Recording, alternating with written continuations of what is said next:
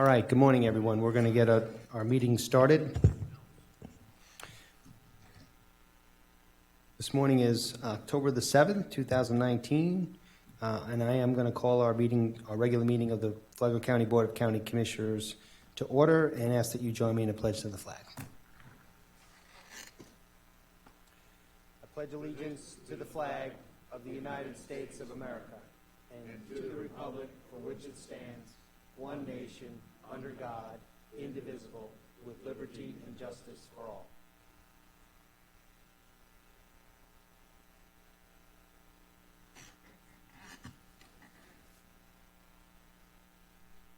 And as we do at the start of each meeting, we ask that you join us in a moment of silence as we reflect on the good things that we have in our lives and in our country here, and also remember the brave men and women of our United States military that serve us here and abroad, as well as all of our first responders here in Flagler County, and our law enforcement officers that keep us safe and go into danger every day.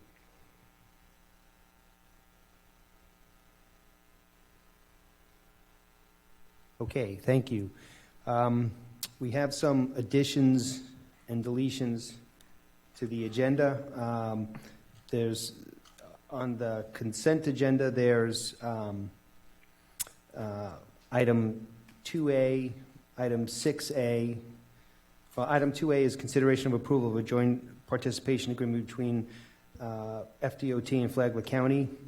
And then we have item 6A, which is a revenue report for 2019. Item 6B1, which is, I believe those are minutes.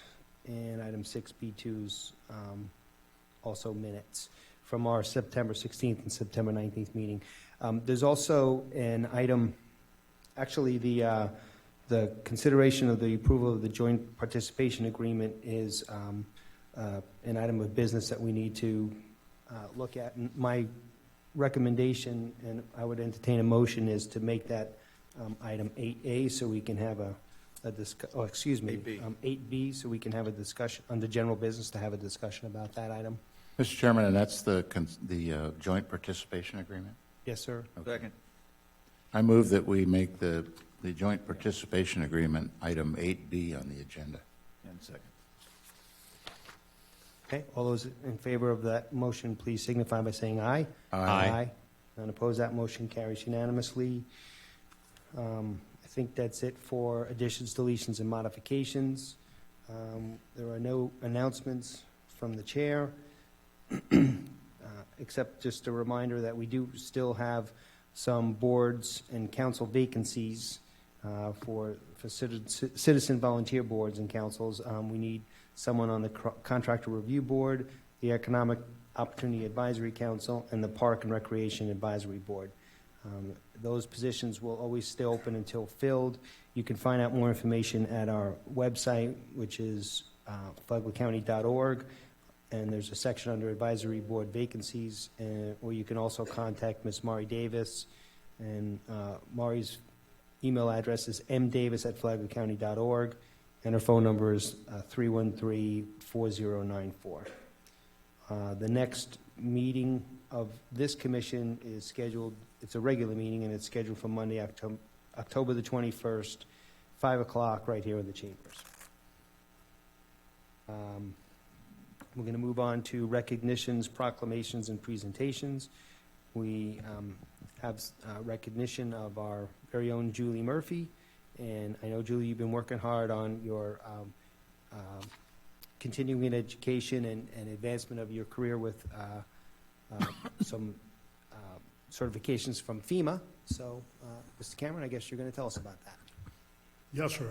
It gives me a great deal of pleasure to give you this information that Julie has been selected and has achieved a status that there are fewer than 70 people nationwide that have the certification and status that she has. She was selected from a nationwide pool of applicants for FEMA, and that was an extremely selective process.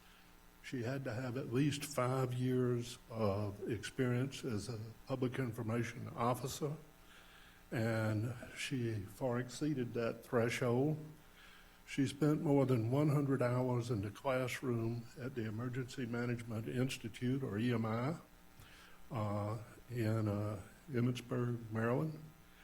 And she easily spent probably double that in preparing her thesis, which is now published in the EMI library. And she has done a thesis addressing a problem you're familiar with, and that is the effect of the de facto Americans with Disabilities Act website compliance standards and its effect on government communications. I read that document several times. She did a masterful job with it. In short, she has worked, since I've been here, very hard to improve herself, and in doing so, she has improved Flagler County. I'd like to present to you Ms. Julie Murphy.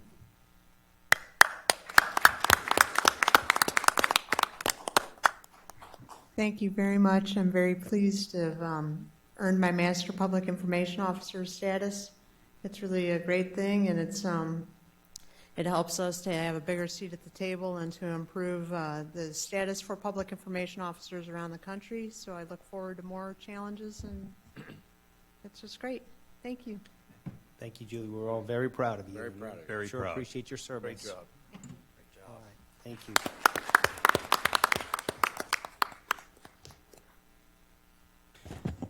Okay.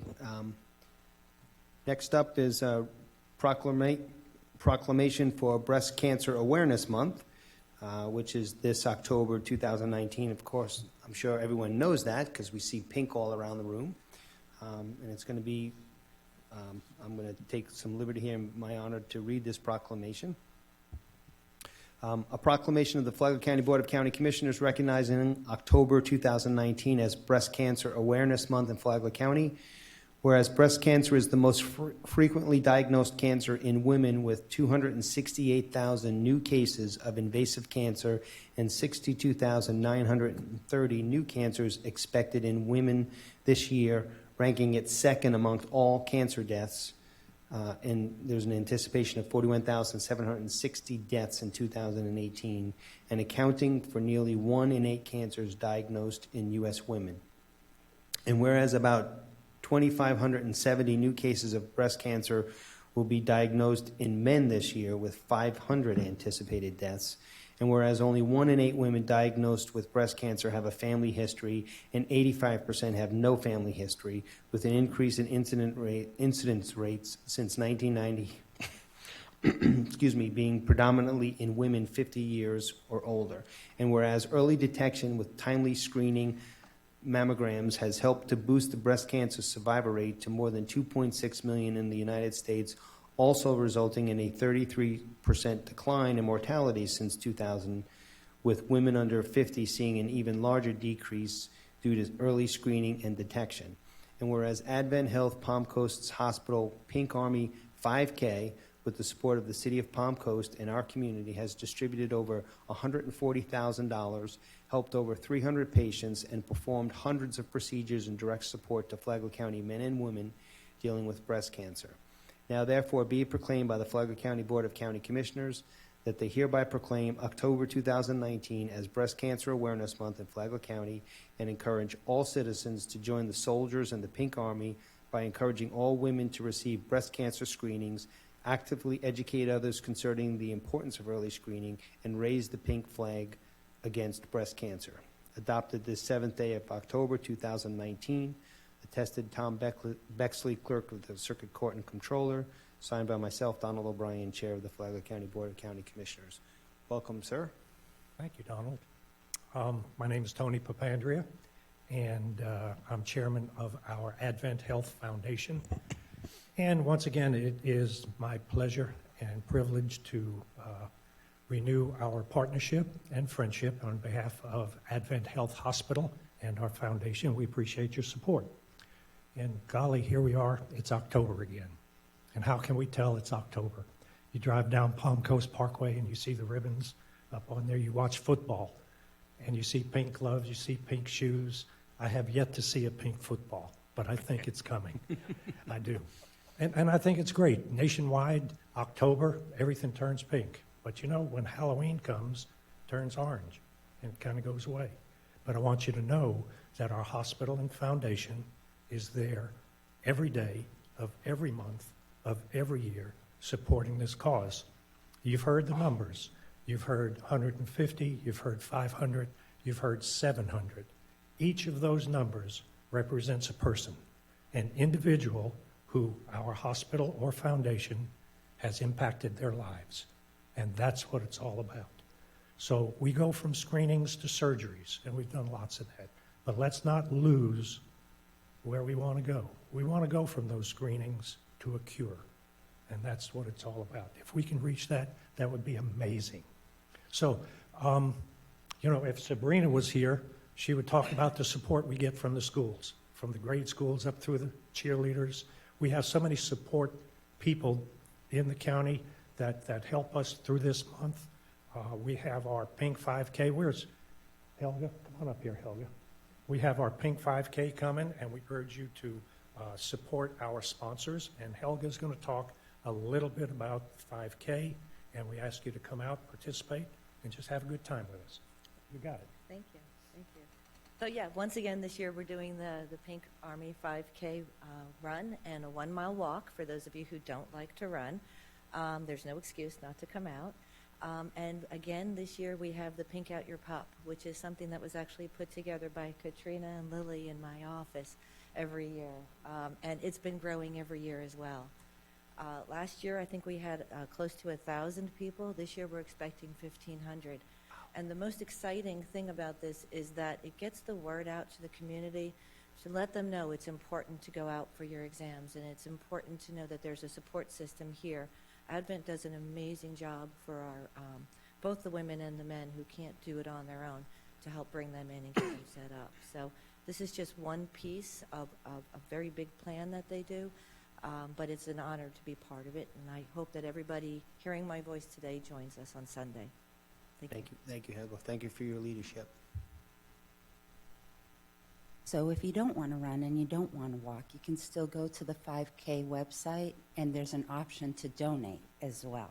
So I just wanted to make the public aware of that. You don't have to sweat to help make people aware of breast cancer. Well, on behalf of Advent Health Hospital and the Foundation, thank you, Flagler County. Thank you, guys.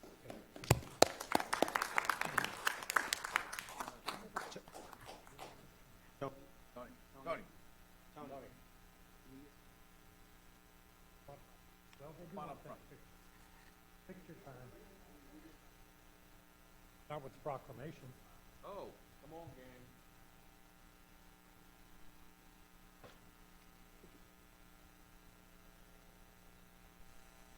You clutch like a bunch of crows.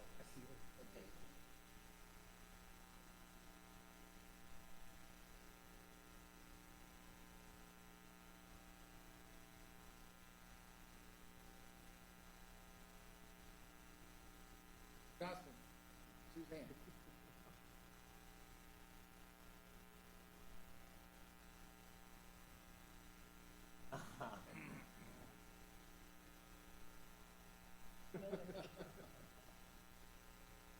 Ready? One, two, couple more. Thank you so much. Hey, when do I get my shirt? Want your shirt? John. I paid. Do it then. No, I paid for the street. Get it at the run? We'll give you. All right. All right, because I'm bringing a dog, too. We'll look forward to an early Sunday morning. We'll talk, David. No, didn't you? I'll entertain a motion to approve the proclamation.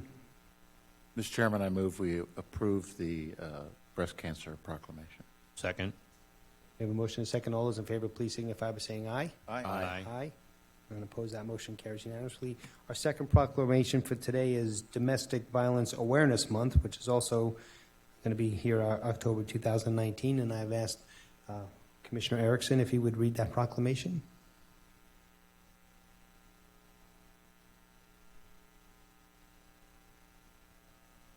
Welcome. Come on up, Family Life Center. Okay, this is a proclamation of the Flagler County Board of County Commissioners recognizing the month of October 2019 as National Domestic Violence Awareness Month.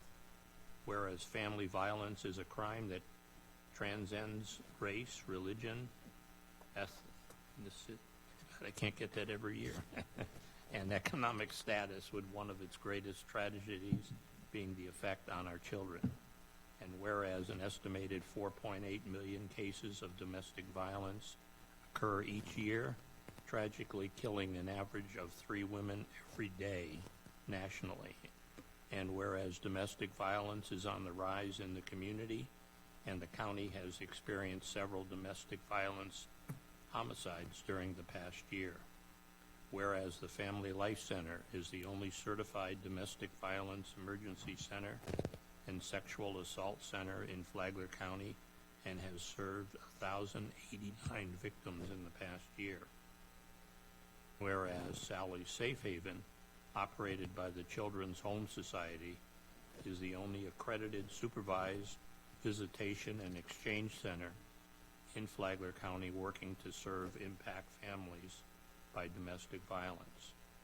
And whereas the Flagler County Advocates Alliance, comprised of Flagler County Sheriff's Office Victim Advocate, Flagler Beach Police Department Victim Advocate, State Attorney's Victim Advocate, 7th Judicial Circuit Flagler, and Family Life Center are working together to increase public understanding of this problem and mobilize community efforts to end domestic violence.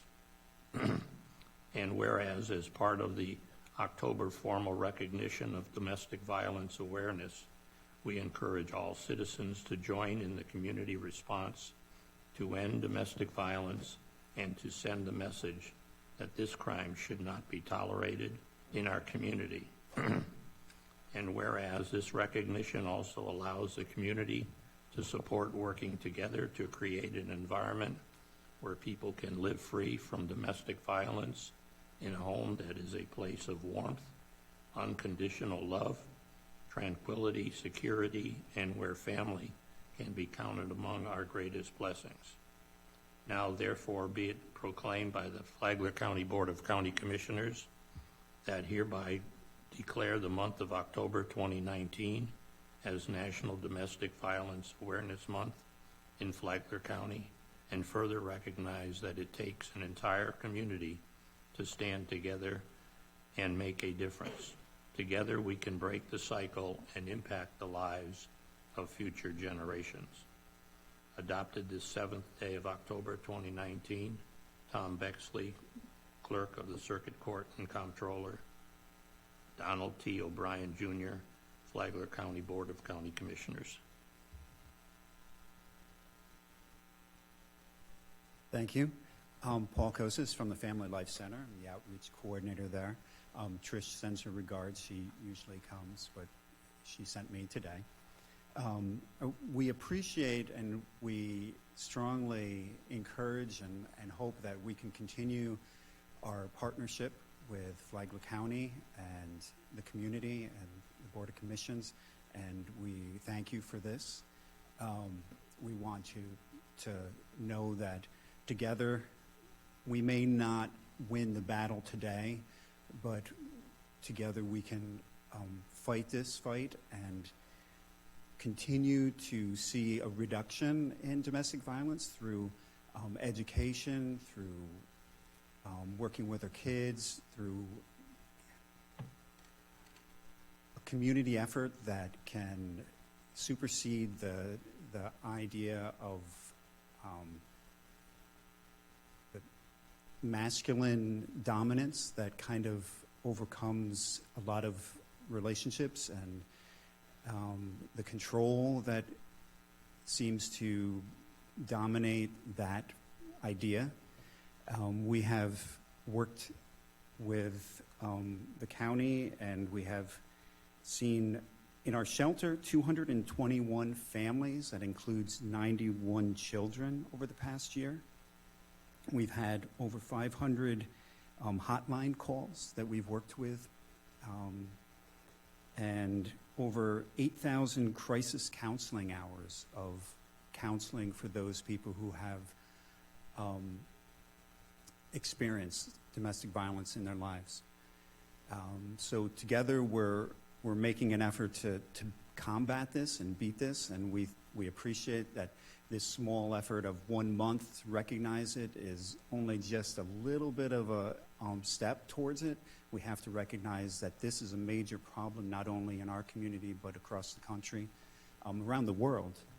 But together, maybe we can stem this and reduce it and maybe beat it at some time. Thank you. Thank you, Paul. Commander? Good morning. I'm Commander Taylor with the Flagler County Sheriff's Office.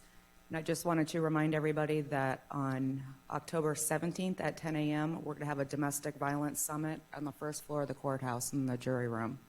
That time we take all members of different agencies, the community, anybody that would like to participate. We'd love to see you there.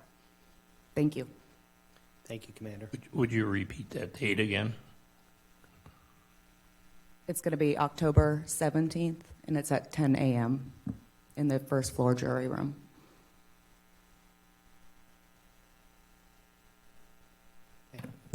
Anyone else like to say anything? Okay. Would you mind getting a photo with us? And thank you very much for... Chairman, can I say I'm something sorry. real quick? Yes, No. Commissioner. I want to say, I did the radio show with Trish this weekend, and we aired it on domestic violence and human trafficking. And about an hour after the show aired, an individual reached out to me on social media, and I immediately went to Trish. She had been in a violent relationship for 2 years, and Trish gave me a number, so I want to, and forwarded it. So I want to say, having this resources here is so important, and hopefully we'll be able to, like you said, battle this and win. So I want to thank y'all for what you're doing, and it's making a difference. Thank you. All right.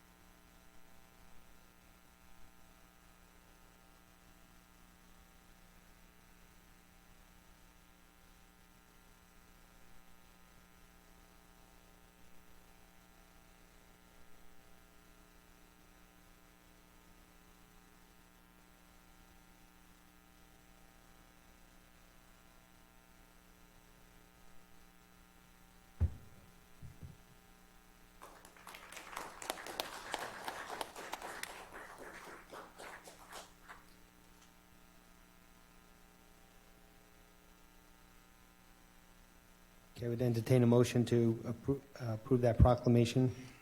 Mr. Chairman, I move that we approve the proclamation recognizing Domestic Violence Awareness Month. Second. We have motion and a second. All those in favor, please signify by saying aye. Aye. Aye. Unopposed, that motion carries unanimous. Move on to presentations. First up is a presentation on our software, Tyler Muniz. And that is going to be by Mr. Brower, I guess. Mr. Chair, John Brower, Financial Services. This is an update on our implementation of our ERP software, Munis. Since this is a multi-year process, we'll be coming up here from time to time to keep you guys updated on on how we're doing. Today, Ms. Lauren Shank from Financial Services will be here to update you on what's currently happening. I see, Lauren, you have a change in status coming up pretty soon. I do. Congratulations. Thank you. This is number 2. Lauren Shank, Senior Budget Analyst, Financial Services. Good morning, Chairman, and good morning, Commissioners. We prepared a PowerPoint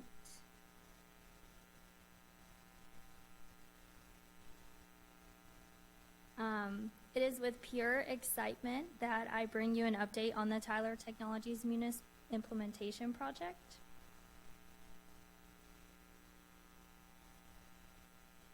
Can I just ask a quick question? Is this one module of the software, or this is an overview of everything that we're doing? So today I'm just going to be telling you about where we're at currently, so Okay. what we've done and what we're looking forward to in the next year. Thank you. So as presented before, there are 4 phases, and in this project, it will actually extend through May of 2022. Each phase represents a group of processes that require in-depth reflection, evaluation, and consideration of what we want from this system. It is with foresight that we continuously think of how this financial software will shape our organizations and not focus on the way that things are done currently. Through this process, we have found policies and workflows that are going to need to be updated to mirror the new systems. As our current policies in place, as you know, are a reflection of a legacy system that was implemented over 20 years ago. The product focus in phase 1 is the current phase that we're in right now. So this first phase is based on financial management. This phase so far has covered budget, project and grant management, procurement, accounts receivable and payable, report writing, document management, and of course the CAFR reporting. Within this phase, we've worked closely with departments in the clerk's office to evaluate workflow for the past 2 months. Through this process, we have worked in unison to determine better solutions to what we are currently doing. Open conversations have been refreshing and optimistic, to say the least. So what are we expecting in the next year? In the next year, we will have access to the new testing environment to see the fruits of our labor so far. We're going to actually be able to dig in and see every question that we've answered so far in the system that the Tyler team has put together for us.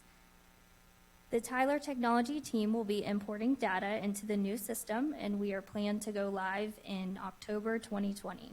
The data imported will be our adopted budget for fiscal year 2021. In the meantime, we will continue to work closely with departments and the Clerk of Courts in a joint effort to build a system with foresight of streamlining our processes. And I also want to say thank you to Tom and Luke's team. They have put a lot of effort into this project, as well as our departments and team as well. But we are so happy to be working closely with everyone and look forward to the continued collaboration with them. Do you have any questions about where we're at or what we've been doing? Yeah, Mr. Solomon? Mr. Chairman. Yes, sir. I'm just happy to see this thing moving forward because it's been hanging around for most of the time that I've been a commissioner. And so it's good to see that some progress is being made. It is, and I think actually when I got hired with Flagler County, that they kept telling me, oh, a new system's coming, a new system's coming. And for me, I came from black screen to what we're in now, so it was actually an advancement. But seeing what we have available at our fingertips, it's very exciting. And we look forward to the implementation process. Good. Anything else, Commissioner? And I want to congratulate you on getting that interlocal done. That was a big step. That was a big step, and it showed the cooperation between the two of you. It was really good. That was good. Yeah, exactly. That the collaboration with the clerk's office, they've been remarkable in this whole process, and we do want to thank them very much. Thanks. Okay. Well, thank you very much.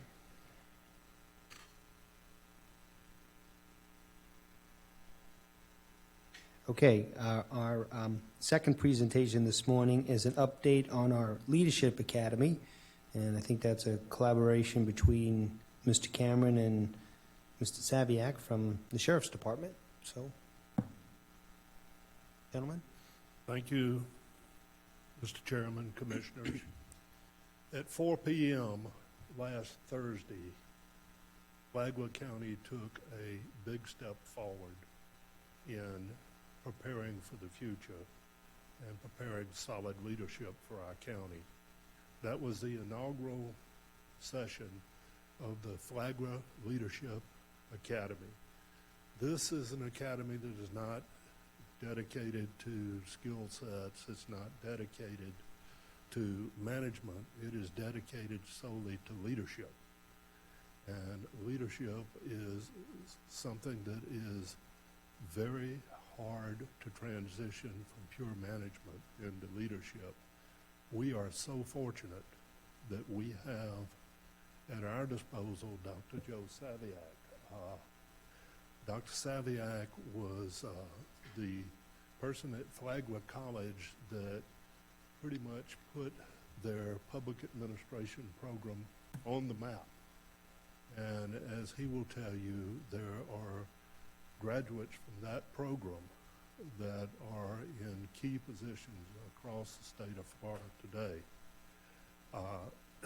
The program that we have is going to be conducted at a graduate level. The methodologies that we use and presenting material is going to be very similar to a graduate program. We are making this a significant program by having a very aggressive curriculum. Folks are required to do a lot of things out of the class. We're going to signify that with a degree certificate. We also have created, which I will have handed out to each of you commissioners, the lapel pin and the challenge coin for graduates. And the only way that you can get one of these are under lock and key, is to either be a commissioner, a presenter, or a graduate for that, because this course is going to have real significance in our community. I would like to take this opportunity to have Dr. Saviak just address a little bit about his experience and how you can create this ability to lead people through this kind of curriculum. Thank you very much, Professor Cameron. I want to commend the County Commission and Professor Cameron for embarking on this initiative. Leaders aren't born, leadership is learned. And these leadership academies are done by local governments throughout America. They're a best practice model program. And I taught in a version of a leadership academy at Flagler College for 13 years. And of my 600 alumni, you can't walk into any of the 6 counties in the region today, and over half or more of the senior leadership are alumni, and a high percentage of their mid-level managers. But that in itself is not the point. The point is they contact me every day and say they are utilizing the tools and the strategies and the leadership styles taught in class every day for real-world success, enhancing their ability to optimize the effectiveness and efficiency of government. And so we're going to be capitalizing on the major thought leaders in America on leadership. You know, Collins, Cotter, Maxwell. Professor Cameron selected some excellent books. And all of you have been successful executives, so you would instantly recognize this if you came to our class. You would say, oh, this is exactly what's being taught in Fortune 500 companies across the country today, being taught in major nonprofit organizations, and increasingly local governments. And the local governments where I've taught in these leadership academies, and they've had them now running for several years, they will tell you absolutely, positively, strengthened their culture, the performance, the productivity, retention. Employees were much more successful and enjoyed what they were doing and felt they were making a major positive contribution. We got off to a great start on Thursday, high energy, everyone was very engaged. Sheriff Staley strongly supports this initiative, as do your other constitutional officers, such as Suzanne Johnston. And I can't commend you enough for doing this. There will be some students who go, the very next morning I utilized something that Professor Cameron or Dr. Saviak taught. There will be others a few months from then, and there will be others years and years and years saying, wow, that really changed my career and really made me the best possible leader that I can be. The good news is we're starting with a really good team, and I commend you for that too. Thank you. Thank you, Dr. Saviak. Thank you very much, Board, for taking this step forward that will really professionalize and create succession plans within Flagler County for the future. Either of us would be happy to answer any questions. Commissioner Mullins? Mr. Cameron, I want to say this. You came into this situation and there were a lot of challenges. And, I'm new to this as well. And I come from a private sector. And growing up, we had a very good, I watched and witnessed my uncle and my brother who were in the medical field work with a very good CEO of the hospital chain. He showed talents that were, I heard him speak at times where they didn't understand his method because he was more of a step back and watch it evolve and play out. He took a very good staff and made it into one of the largest private hospital organizations in the world today. And it's not easy working with a lot of that talent because I watched the doctors, the egos, the emotions, and everyone at the end of the day is very passionate, as we are up here. And the staff really loved and enjoyed working with him. And I want to commend your style. That man's our senator of Florida today, Senator Rick Scott. I grew up watching that, and I want to commend your style. And it may not be understood by a lot, but I at times may challenge it. And as my wife said, when she prayed for patience, I showed up. So I probably would recommend not praying as much for patience.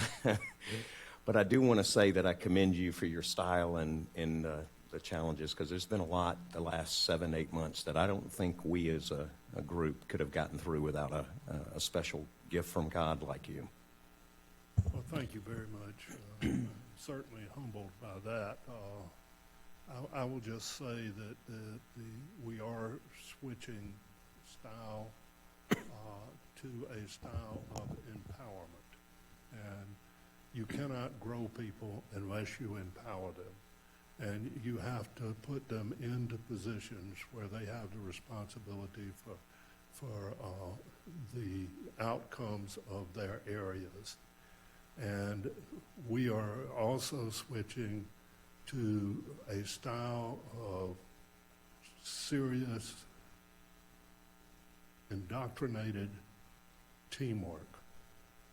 The people that pay our salaries are entitled to the benefits of the synergy that is developed from people working together.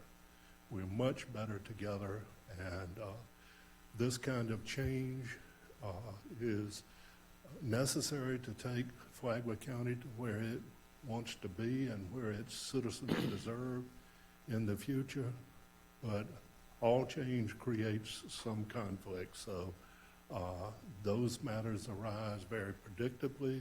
We address them and we move on. The outcome at the end of the day is a much better organization. Thank you very much. Any other questions? I had just 2 questions. One, would there be some employees or students that would be from the constitutionals as well, or is it just our folks? Yes, we have 3 students, I believe, from constitutional officers now. 4. Great. Some from the tax collector's office, the sheriff's department. Okay. So that is true. And by the way, this is because of the nature of the way this is taught, it has to be limited, and we initially said 16 people. Well, it had to be exempt employees because we give them a lot of out-of-classroom stuff that they have to do. And the directors got first choice. If you were a director here in the inaugural class, you had first choice. But the class filled up. We actually expanded it by 1, I believe, in order to accommodate a director. and it's got a lot of excitement. I would predict that there'll be a big demand for the next class. And I would think it could be a game changer for us from a recruitment standpoint too. Not only retention and development, but from a recruitment as that word gets out around the area that, hey, you know, you're a middle manager, you can come to Flagler County, and you know there's a path for development is critical. Well, excellence always draws people, and it doesn't matter if you're a winning football team or you're a winning county government. If you achieve excellence, you will enhance your recruiting greatly. I think Commissioner Sullivan has it. Right, and of course, I support what you're doing, and my experience is that because somebody puts you in a leadership position, you're not a leader, and that it doesn't do you any good to be in that position unless you first understand what your job is and then take action, and it's action every day to do that, and I'm sure in the course as you go through that you'll be making that point very clear. We certainly will, and Dr. Maxwell has got a whole book on just what you said, so we'll be entertaining that. Okay. Thank you, gentlemen. Thank you. That sounded like a Georgia Bulldog Kirby Smart quote, Mr. Cameron, by the way. Okay, the next section on our agenda is community outreach.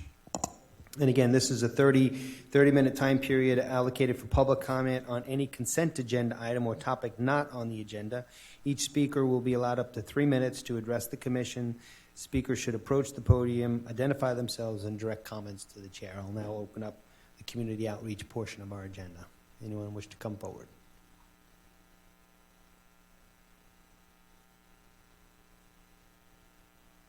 George Mayo, Palm Coast. Could you pull 7E on the consent agenda, please? Yes, sir.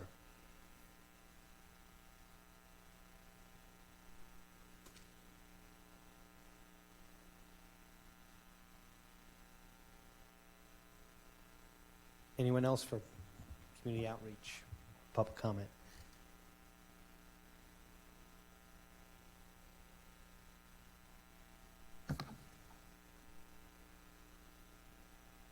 Morning, sir. Good morning, commissioners. I'm really here, I'm Pastor Solano. I'm just here to compliment you, commend you.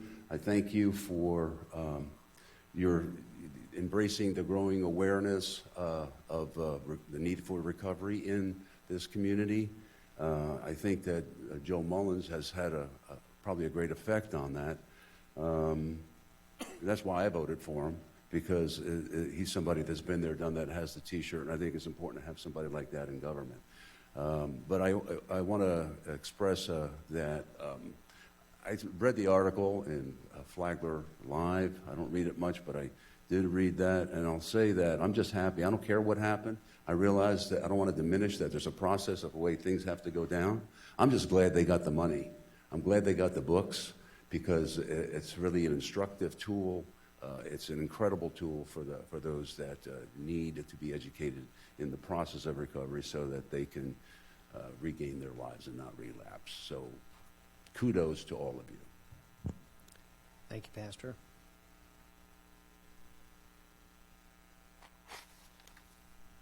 Morning, Commissioner. Good morning. Kim Carney, Flagler Beach. I'll take this opportunity to also invite you to a symposium on Flagler County, with the help of Joe Mullins and Pastor Solano, has formed a opioid task force. That task force has made strides in the last few months, and we are working with the state of Florida to obtain or work towards getting a community recovery organization, RCO. October the 19th from 10 a.m. to 2 p.m. at the FCAR building. We will be holding a countywide... FCAR is? Flagler. I know what it is, but you might want to... FCAR, my God. Flagler County Flagler County of Association of Realtors. Just want the public to know what that is. Sorry. FCAR building, it's right here on 100. You only need to register because we're going to serve lunch, so if you want lunch. I did send a communication through to Julie to invite all of you this weekend. And it gives us an opportunity to hear about what other communities are doing in the state of Florida. Our county was chosen because of our involvement with Opioid Task Force. So come on out if you can spare a few hours to learn about what the recovery organization looks like, what it feels like. You'll hear the voice of recovery in our community. You'll get an opportunity to participate in what we call cafe conversations, from everything from stigma to MAT, medically assisted treatment, to other pathways, lots of other pathways to recovery in our community. So if you can block us in for a little bit, if you have any questions, you can give me a call. But we look forward to moving. The next step with all of this is to take all the data and information and actually form through a strategic plan to a board of directors, through 501c3, the whole gambit. We will achieve that, but only after we have this symposium. So next steps, we'll move forward in November to do the next step, which is the strategic plan. So thank you for your participation. Thank you, Commissioner Carney. Anyone else? All right, seeing no one else approach the podium, I will close the community outreach portion of our agenda. We'll move on to the consent agenda, and we'll start with you, Commissioner Erickson. Anything to pull? Nothing, sir. Okay. Nothing, Mr. Chairman. Okay. Just 6D for a comment. 6D. Okay. Nothing. Nothing.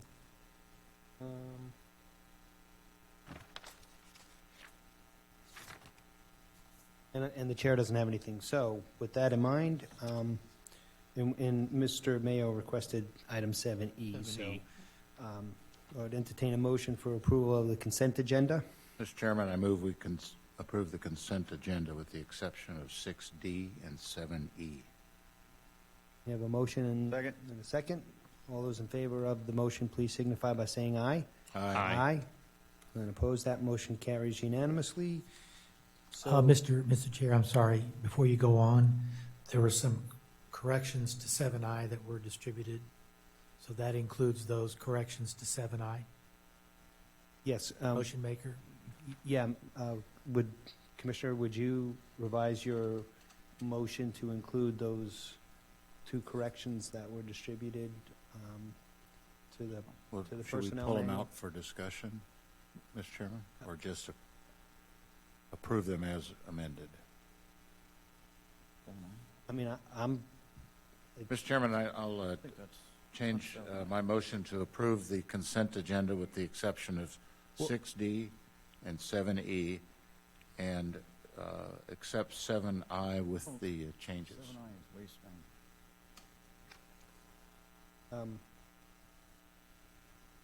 It's 7L, I'm sorry. Yeah, we had the wrong letter. 7L. 7L, with the Yeah. exception of and accept the amended changes to 7L's wording. Got it. Okay. Would the seconder accept that? Second. All right, we got a second there. All right. All those in favor of the motion, please signify by saying aye.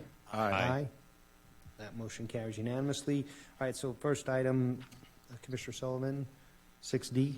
Right, 6B concerns, anytime I see anything that says tax and extending and things like that, I like to make sure everybody understands that this is just another example of how well Suzanne Johnson and Jay Gardner work together to make sure the taxes are issued and collected correctly.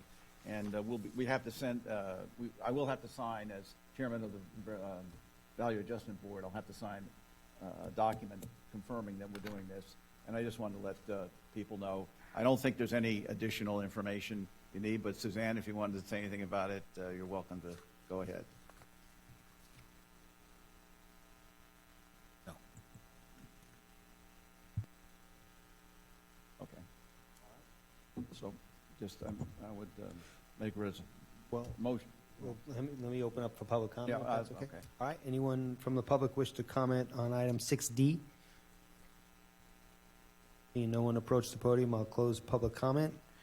And make a motion to approve the resolution ordering the extension of the 2019 county tax rolls as provided by Section 197.323 of Florida statutes. Second. We have a motion and a second. All those in favor, please signify by saying aye. Aye. Aye. None opposed, that motion carries unanimously. And then we have item 7E, and I guess we'll allow a question here. Morning, George Mayo, Palm Coast. I'm curious as to what this company is being taxed with for the impact fee. Are they here just to say, yes, we need an impact fee? Are they looking at surrounding communities, counties, to say this is what they have and this is what you should have? And I'm curious, for $150,000, is this not something that somebody internally can be given the job to do, to look at impact fees? And so I'm just curious as to the whole situation. Okay, thank you, Mr. Mayor. I'm going to call on Mr. Mangle to answer your questions. I will tell you that this firm is the preeminent firm in the state of Florida to do impact fee studies, and have worked with hundreds of communities throughout a number of years. But go ahead, Mr. Mangle. Thank you, Mr. Chairman. Adam Mangle, Growth Management Director. And with the two proposals we received, we honestly thought the proposals would be higher on the scope of services. They will look at others. They will bring us best practices. This definitely augments our abilities to do this. We could do it in-house, but it would likely mean at least bringing on some temporary staff for us to make this happen. These folks are the ones who do it on a routine basis and are known statewide for what they put together. I think we even had likely in their submittal to us that they had last done a impact fee review of our transportation impact fees. I believe it's in 2007 that we did not end up adopting because we were coming into the recession at that time. But just to kind of, I guess, at least to show their involvement in Flagler County. They've been with us before, and with this, they were definitely the most capable of the firms, and I think their submittal demonstrates what they'll bring to this study. This will be broad in its scope, and so this intent with this is to look at not only the fees that we had in place before, the transportation impact fees specifically, but also the ones that we continue to collect, the one that we continue to collect, recreation impact fee, and then possibly some implementation of other fees. And so we have a fairly broad scope with this. I know you have a question, Mr. Hanson, Commissioner Hanson, but I think Mr. Cameron wanted to clarify as well. Probably the same thing. I got. Yes, sir. Thank you, Mr. Chairman. Impact fees are something that tends to be very confusing to folks that are not familiar with them. They are what is collected to offset the negative externalities of any development. Using big words there. Well, it means that when you do a development, it has impacts outside of your development. And those impacts have to be paid for. The only question is who pays them. Do the existing taxpayers and tax base absorb those costs, or do the people who are creating the impacts absorb those costs? The impact fee is designed to transfer that cost from your existing tax base to the people that are creating the impact. It is for capital only. It's not for ongoing operations, because as those properties come online, they will be paying the taxes for the operations. But the initial capital, whether it is for an intersection, traffic control device, whether it is for a new sheriff's building or a new fire station or a new park, all of those things are created by increased population and the demand for those increased services. The devil is in the details, and that is determining exactly what those negative impacts are. It is legal that it has to be a nexus or a connection between what you charge for the impact fee and the impact that's being created. It's a constantly moving target. There's case law, there's changes in statutes that occur, and in order to do that, you have to be very, very expert. It is not a thing that staff can do. It's one of those things that you have to be able to say in court that you got the best advice that you could get when you develop these impact fees. Any other questions, I'd be happy to answer. Commissioner Hanson? I just want to point out that we don't just do this because it's the right thing to do. We do it because the law says we have to do it. That's important. Commissioner Sullivan? Yeah, just to clarify, because I forgot, when I read through it, I was a little sleepy. Is this the same company we've been using? We have used them in the past. They were the go-to transportation impact fee kind of consultant statewide. And to buttress what County Administrator Cameron had said, this creates a legally sufficient document. This is the requirement, and so you have to have something that meets the statutory requirements. Okay. Tyndall Oliver is more than capable to do that. So this is a new kind of way of doing this or defining it? This is the way everybody does it. Yeah, but like last year, what did we do? We don't do this annually, and this is not something that you would do annually. We had somebody doing this job. No, sir. They're not on a continuing contract with us. That's what I wanted to clarify. Yes, okay, sir. okay. But last time, they have done work in the past for us. They were one of the two bidders here with it this time, and that's where we're at. And just, again, to clarify, it's a statutory requirement for us to do this study prior to implementing any impact fees. Okay. Yes, sir. Mm-hmm. Correct. And the last one I think we did was 2004? I believe, yes, sir. That's the last that we implemented, and Tyndall Oliver had done a review of our impact fees, transportation impact fees specifically in 2007, and they never made it to the board, I recall. Okay, thank you. Thank you. All right, any other questions for Mr. Mangle? Clarifications? Nope. All right, I'll open this one up then to public comment. Anyone else from the public wish to comment on this item? All right, seeing no one approach the podium, I'll entertain a motion. Mr. Chairman, I move we approve item 7E. Second. We have a motion and a second. All those in favor, please signify by saying aye. Aye. Aye. None opposed, that motion carries. Thank you, Mr. Mangle. Thank you, Mr. Mayo, for your questions.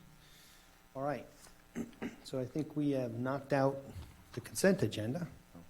7L. 7L. Oh, that's right. No, we fixed covered that. Yeah. Yes, we did. Yep. Okay, thank you. Yep. So Sorry. next we'll move on to general business.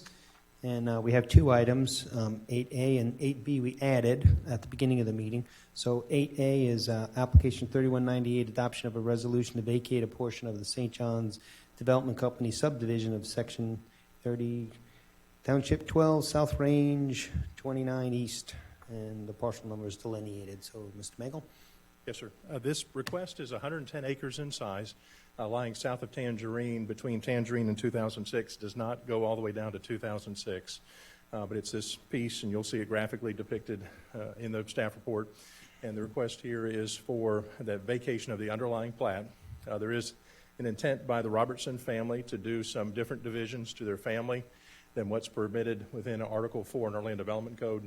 The vacation allows them to do this and be able to have that occur over some period of time. They don't know really how they're going to divide it at this point.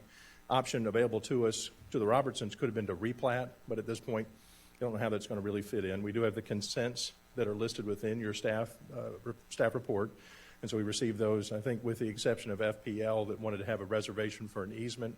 Mr. Cuff is available. He is the agent for the applicant should you have any questions on any of this. And staff has provided the three recommendations to you to adopt the resolution with the vacation, to not adopt it, leave the underlying plat in place. And I think we also had the action still to then take table of request. If you have any additional information that you want us to come back with, we'd like to have you direct us with that information if you have anything specific that comes forward. Thank you, Mr. Chairman. I was excited to see the book 1, page, 7 or something like Yes, that? sir. From, Yes, sir. from the flat books from 1917. So Yes, sir. that was interesting. All right, anyone have any questions on this item? All right, if not, I'll open this one up to the public. Anyone from the public wish to comment on item 8A? Seeing no one approach the podium, I'll close public comment, bring it back to commission for a motion. Mr. Chairman, I move we approve application 3198. We have a second to that? Second. We have a motion and a second. All those in favor, please signify by saying aye. Aye. Aye. None opposed. That motion carries unanimously. Thank you, Mr. Mengel. All right, item 8B was added to our agenda, and that is consideration of approval of a joint participation agreement between the Florida Department of Transportation and Flagler County for construction of the Coastal Storm Risk Management Project to be performed by the U.S. Army Corps of Engineers. Mr. Cameron, I'm going to give this to you here to kind of give Mr. us... Hadid would be okay. the subject matter expert there. Yes, members of the board, I worked with the engineering department to negotiate this agreement with the Florida Department of Transportation, and essentially they have allocated to us $6.123 million for our Army Corps project. And we were able to conclude that just very recently, and so we need to get it to the agenda. The reason why we didn't wait to the following meeting is that the ability to get the reimbursements on the contract begins on the day after you enter the contract. So we're already proceeding, obviously, with the project, so we want to be able to fully draw down on this amount rather than wait another 2 weeks to present it to you.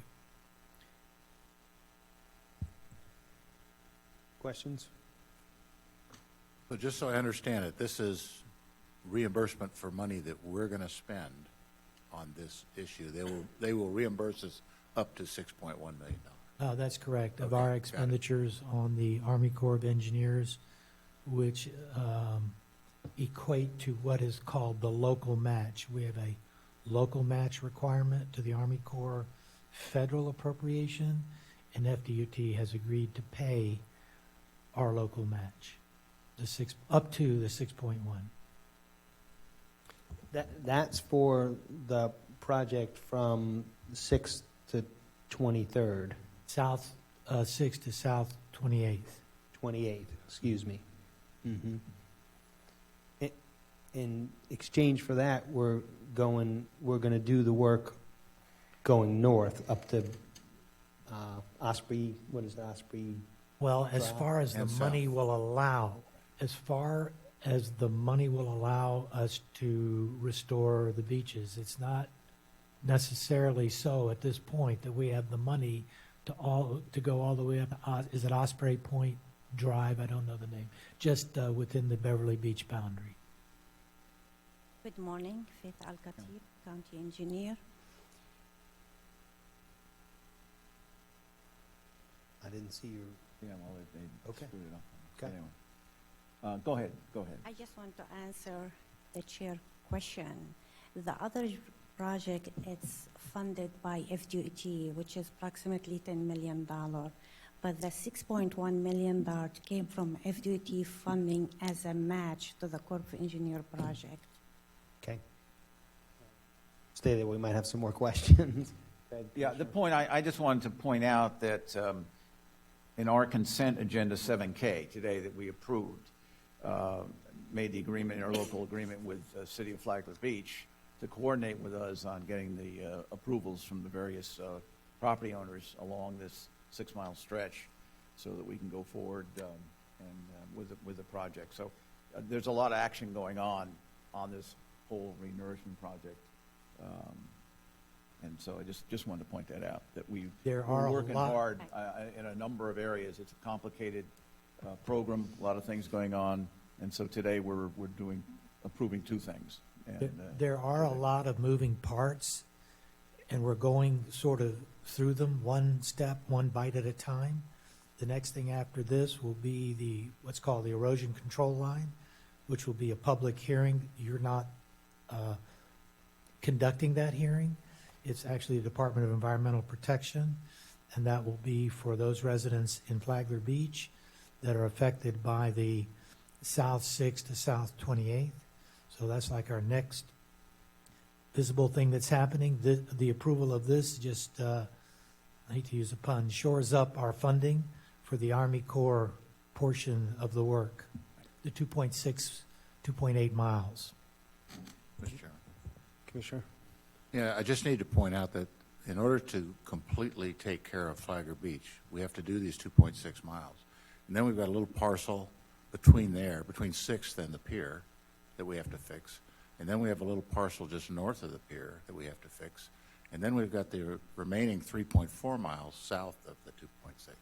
So in order to fix, that's all I'm just saying is that's on the table that we have to be able to, in order to fully protect Flagler Beach. The 3.4, we need some to of do the the whole show. Yeah. The majority of the 3.4 miles not covered by the Army Right. Corps project is actually north of the Army Corps project, but there is some to the south, and I believe it's about a mile. I'm thinking it's about a mile. I could be off on that. And there is ongoing project Right. to do Right. that part. It's going to be started immediately after the Corps of Engineers completed their Right. project. With all that cheap sand. The plan is to use that same sand. It's going to be, yes, same sand. We're not going to be bringing more Putnam County over here. No, it's a dredging operation. Yes, we are in the design phase right now. We got $1.8 million for design and permitting phase from FDOT, and it's right now in the permitting process.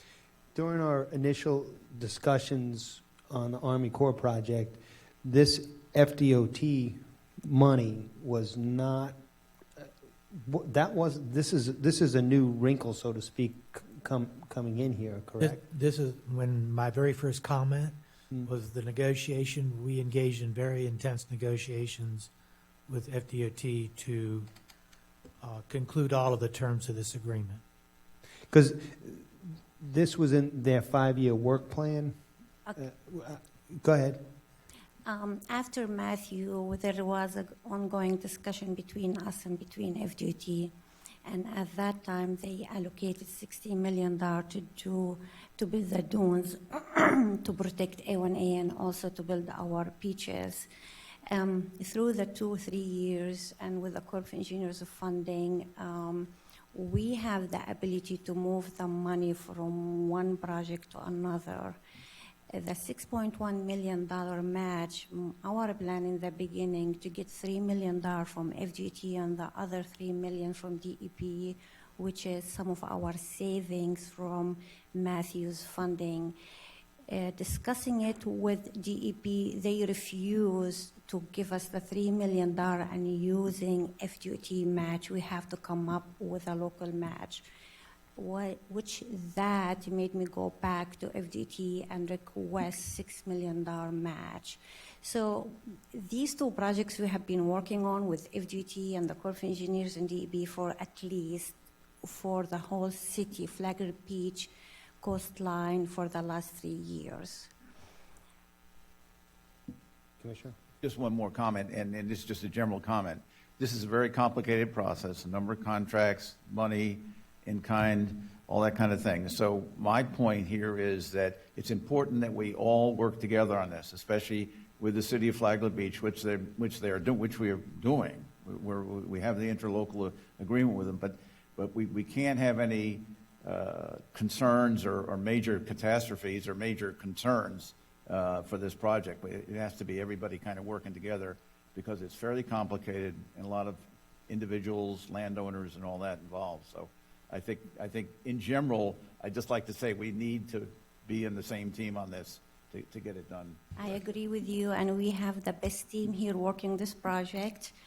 City Flagler Beach, us, Corps of Engineers, DEP, FDOT, and of course the residents, the local, everybody that are motivated to get this project done and be successful. I agree. Mr. Chairman, just a quick explanation. When we say that Faith negotiated, that's a little bit of an understatement. Faith thought that we were going to be able to get this $3 million. When she learned that she couldn't, she came to me and I said, we don't have it, we can't get it.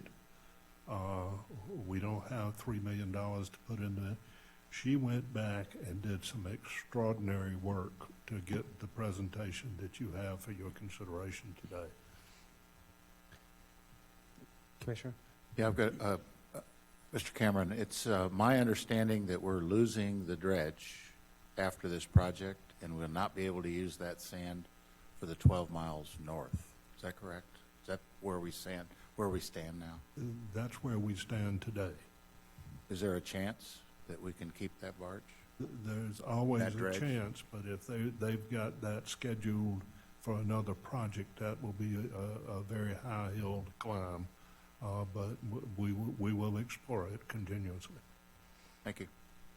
To answer your question, to add to it, if Flagler County is interested to move on and do the 12 extra miles north of the existing project, to let us know so we can start working on the design and permitting phase. Our goal to start construction for the Corps of Engineers in May and be done by December 2020. Then our unfederalized project will start immediately in January, and maybe it will take another 6 months. So we have almost here a year. If Flagler County is interested to move on with this project, to let us know, it can be done. The only critical issue, define the source of funding. So do I understand that we as the five of us have to tell you that we'd like to explore the chances of continuing the beach renourishment to the north? Do we Yes, have sir. to give a kind of a consensus? Yes, sir. It's strictly a question of funding. Right, I We can understand. certainly do it if we can identify funding. But, and Faith is correct that at this point, if you said today to get it, we can probably get the dredge to stay. But if we wait until it is booked for somewhere else, then it will probably be moved before it would continue on those projects. Mr. Chairman, could we get a consensus that that's kind of what we'd like to do? So we could let them start at any rate? I'm somewhat still confused about it, and would welcome the opportunity to talk about it. Is there something we can do? I'm not trying to put it off. Oh, no, but I understand. Is there maybe a workshop or some more, another opportunity for us to maybe revisit this and talk more about it? I would recommend a workshop because of the physical implications of this. Yeah, I would agree to that too. I think that's a and- smart way to go. Yeah. So I we think get a need chance to to get talk this about 8B. it. We get to talk about it. Yeah, I'd like to get the motion 8B, make a motion that we approve 8B. Right. And then we can continue the discussion. Okay. Okay. So I'm making a motion, we approve item 8B. Second? Well, I got to open it up to public comment here, so.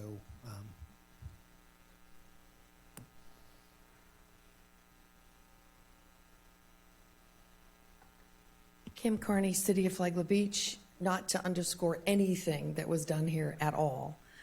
A little bit of history. FDOT came to the city, asked us to build another seawall. The seawall that we currently have at South 12th was deteriorating. They did a study. It's not going to last very long. So they gave us a proposal to bring in and extend the current seawall. I don't think any of you were up here. Oh, maybe Charlie. The city wrote a resolution against seawalls. We asked the county to write a resolution against the seawalls. We won. However, just so you know, it was slated at $6 million, exactly the number that they're looking at matching right now. And we asked them to hold that money indefinitely. Don't know how the state does that, but it's just ironic that it's the same number that they asked us to put up a seawall with, and now they come back and match. So don't stop beating them up for money, because it's their road. We're protecting their property.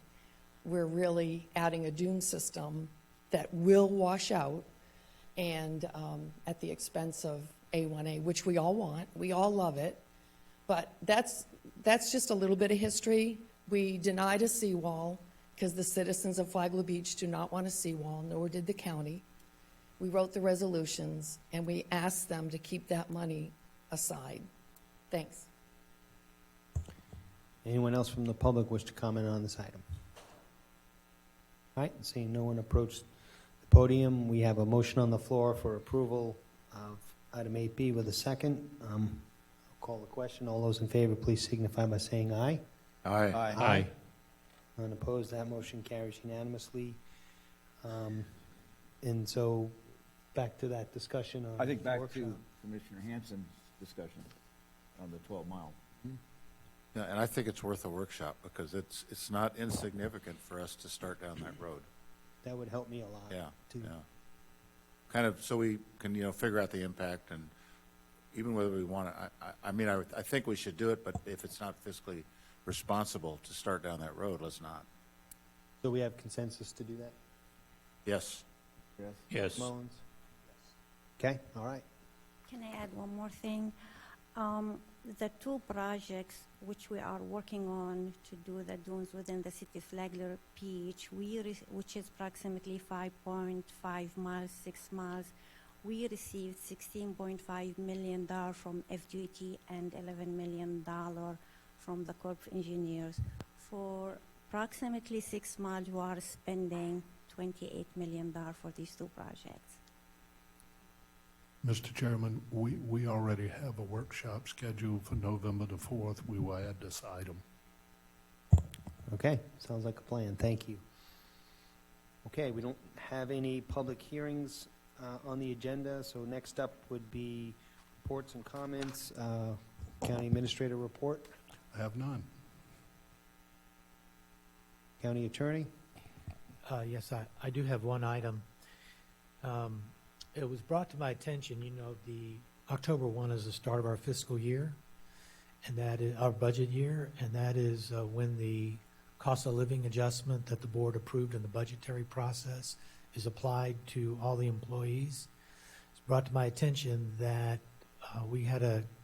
I had put in a contractual provision in Mr. Cameron's contract that on the 1-year anniversary of his agreement, there would be a COLA adjustment based on the reported data from the Department of Labor. And I don't know why I did that, because we don't phase in our cost of living. It's uniformly applied. It's October 1.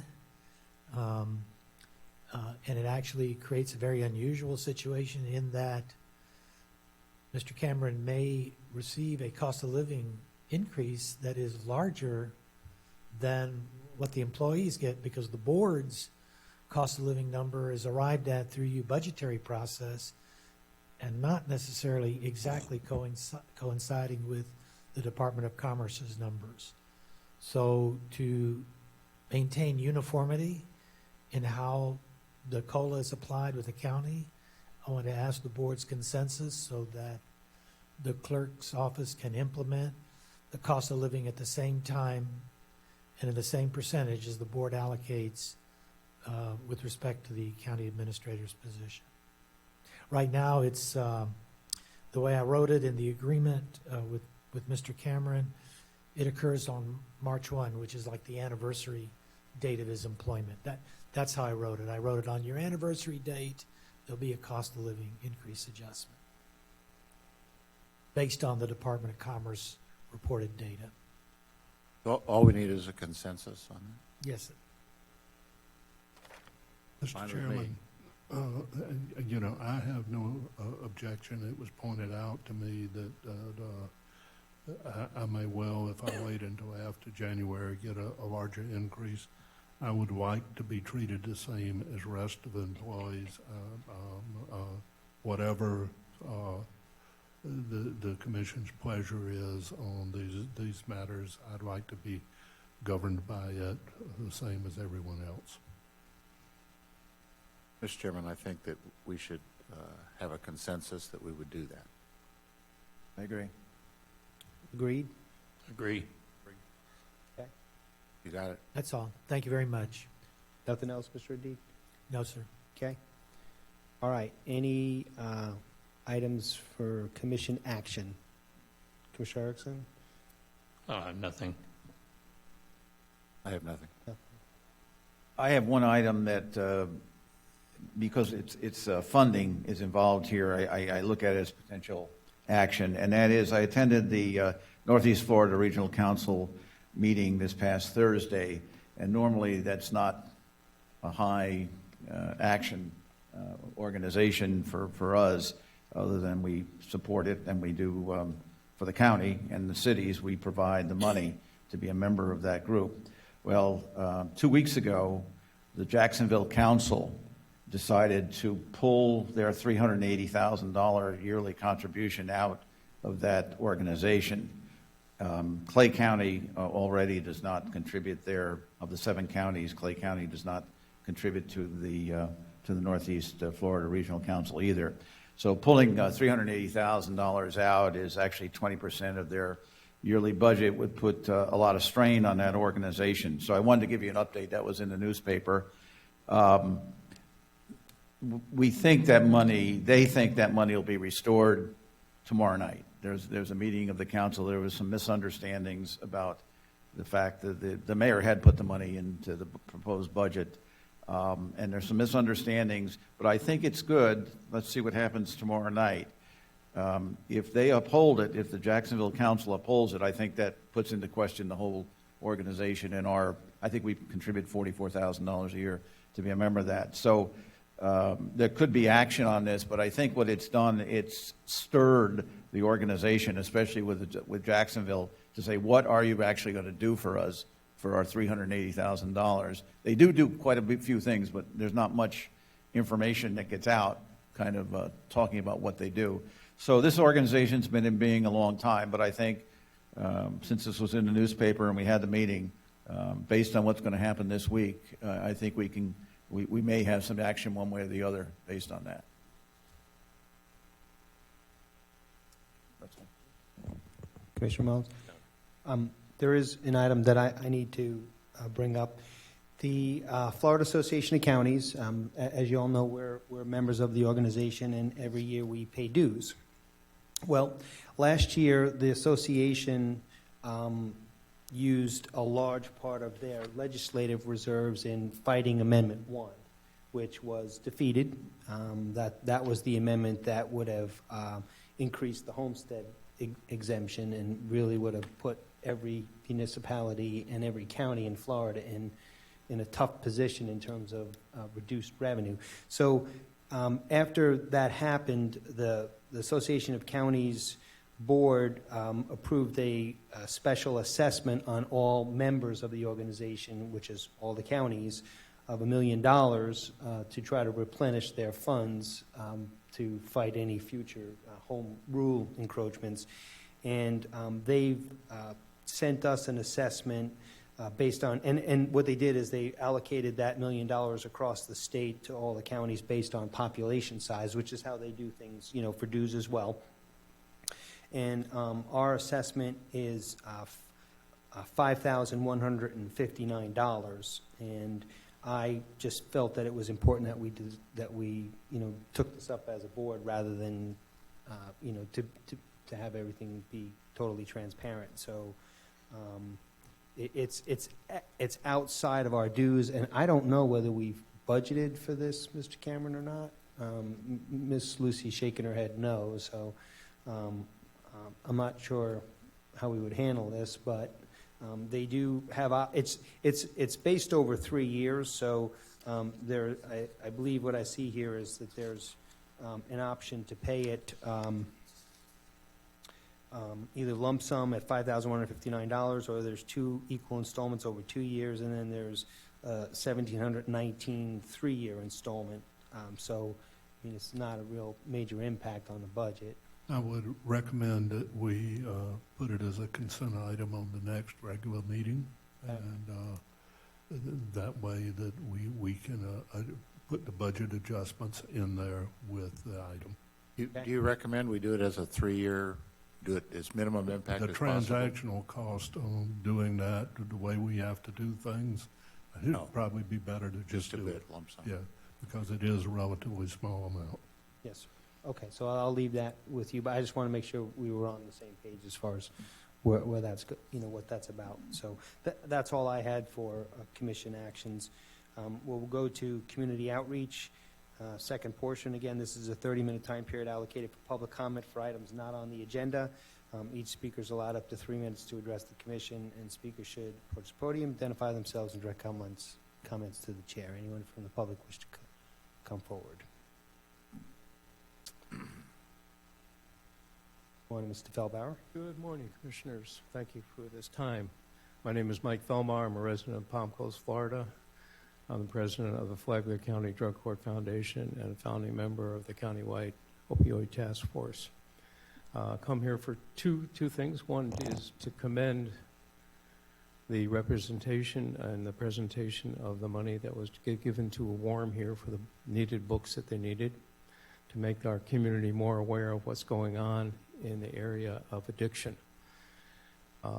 We have a lot of things happening. I think it was brought to you earlier. I couldn't get to the early part of the meeting about our October 19th meeting that we're having for the Recovery Community Organization, and hope that we'll see familiar faces there. Secondly, it was announced earlier, I think this week, or the latter part of last week, that the state of Florida has received $58 million in money to go toward the opioid crisis. And I am wondering if any place or anybody in the county has looked at if there's any of that available for Flagler County. We're in desperate need of services in our county, and if some of that money was available to help us do that, it would be great. I'm not sure of the process to get into that. I'm not sure if it's too late. But I would request that whoever the proper person is in the county to look into that to see if any of that funding would be available for us here and in what areas that would be. Thank you for your time, and look forward to seeing you October 19th at 10 a.m. Thank you. Thank you, sir. Mayo, sir.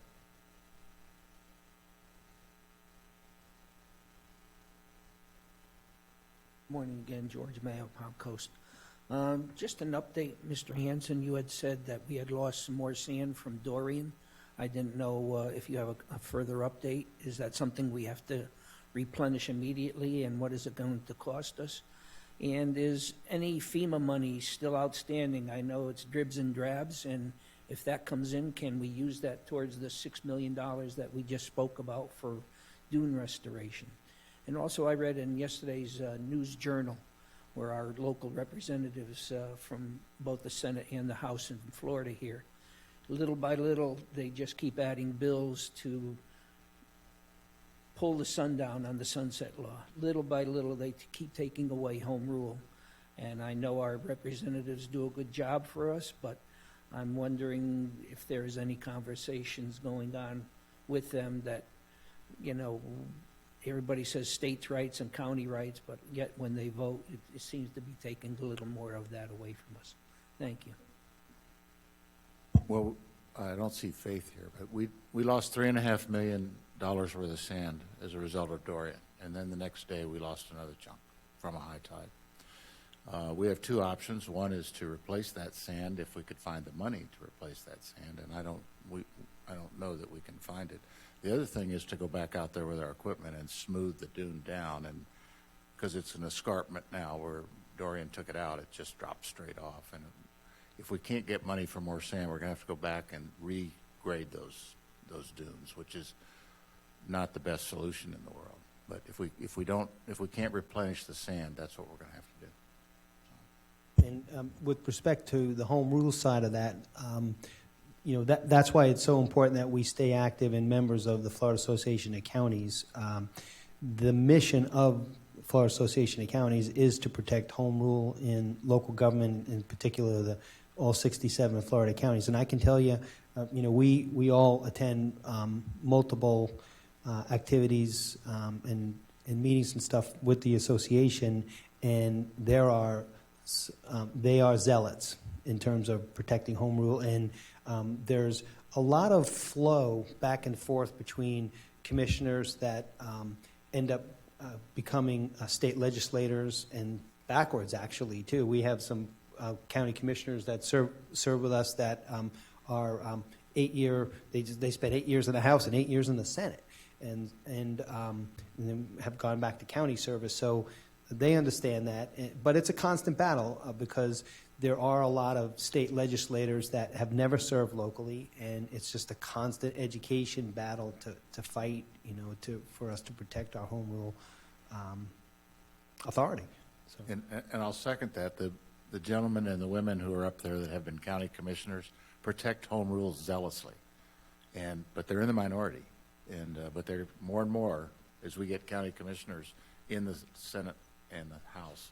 It'll be easier to protect home rule, but it's still hard, as the chairman said. It's hard. Commissioner Solomon. Right. Just on the, I am not the expert on this by far, but on the question concerning the opioid crisis and the grants and money that's available, I mentioned at our last meeting that there was a national grant by the president of like $1.5 billion that was going to be spread out across the country, and I did mention that. And I don't know if any action was taken on it. We probably didn't have any information right away. But here's the thing, that just last week an announcement was made that Florida was getting $58 million in opioid crisis money. But they mentioned 3 counties, and ours is not one of them, that we're going to share this $58 million. And I'm just wondering if there still is time to address that, and maybe they can spread some of that money out to other than the 3 counties that were first notified. But I think that's the money I was talking about. The share that Florida's getting is $58 million. So it'd be nice to get a piece of that. And just as Mr. Feldbauer said, I'm not sure how we go about doing that, but it might be worth, now that the money is in the state, might be some way to address that. We are exploring that and have been for several weeks. Okay. Anyone else for public comment? Community outreach. All right, seeing no one else approach the podium, I'll close the community outreach portion of our agenda, and we'll finish up with commission reports and comments. Commissioner Erickson? I have no comments. Commissioner Erickson? I have nothing, Mr. Chairman. Okay. Nothing additional. Commissioner Mullins?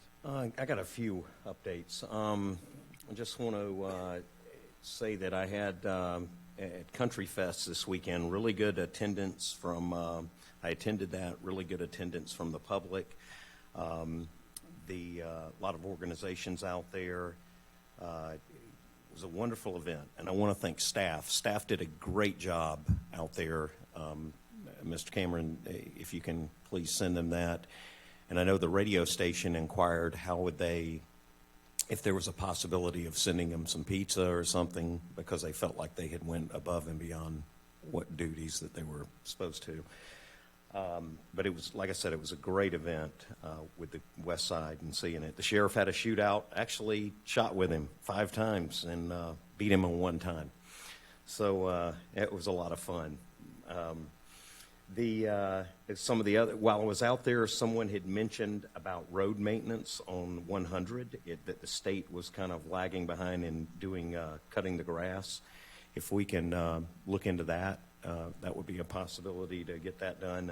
It's big safety issues that they're concerned with. I know we heard the announcement of UNF, and I'm very excited that that's moved through the first hurdle, and I think we need to be considering our role on that. Having a university into the community is a phenomenal thing. So I want to applaud Palm Coast, the city of Palm Coast, and the mayor for working on that. I know that's been a very big thing, and it's got a lot more work to do, but doing a great job. There is a couple of women's center that has opened up with Pastor Solano. They've opened up their women's center, which is it's great that they've gone through a lot of hurdles and made that happen. They also have a gala supporting the recovery, 11:15 at 6:30 p.m. And I want to make sure that also there's a public safety council meeting Wednesday that we're doing at 8:45 in the EOC on domestic violence and human trafficking.